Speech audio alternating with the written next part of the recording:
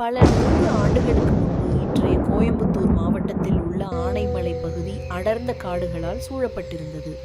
அங்கு சிறிய ராஜ்யம் ஒன்று இருந்தது. அந்த நாட்டை ஆட்சி செய்தவன் நன்னன் என்ற அரசன். நன்னன் மிகவும் கடுமையானவன்.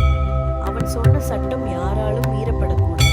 அவன் சட்டத்தை மீறினால் கடுமையான தண்டனை. அந்த கால அரசரின் அரண்மனை தோட்டத்தில் ஒரு பெரிய மாமரம் இருந்தது. அந்த மரத்தில் விளையும் மாம்பழங்கள் மிகவும் அரியவை. அந்த மாம்பழங்களை அரச குடும்பத்தினர் மட்டும்தான் சாப்பிட வேண்டும் என்று சட்டம். யாராவது அதை சாப்பிட்டால் அவர்களுக்கு மாசாணி மிகவும் பசியுடன் இருந்தாள். அதனால் அந்த மாம்பழத்தை எடுத்துச் சாப்பிட்டாள். அவளுக்கு தெரியாது அது அரசரின் மாம்பழம் என்று. அந்த நேரத்தில் அரசரின் காவலர்கள் அந்த காட்சியை பார்த்தார்கள். அவர்கள் உடனே மாசாணியை பிடித்து அரசரிடம் கொண்டு சென்றார்கள். அரசன் மாசாணிக்கு மரண தண்டனை வழங்கினான். ஒரு சிறிய தவறுக்காக அவளுக்கு கொடூரமான தண்டனை. மக்கள் முன்னால் மாசாணியை கொலை செய்தார்கள். அவள் இறக்கும் முன் ஒரு சாபம் விட்டதாக கூறப்படுகிறது. எனக்கு நடந்த அநியாயம் இந்த நாட்டை அழிக்கும்.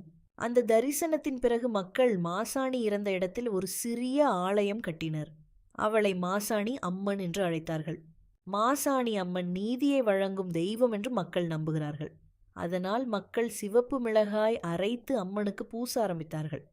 ஒரு ஏழை பெண்ணுக்கு நடந்த அநியாய மரணம் இன்று ஒரு சக்தி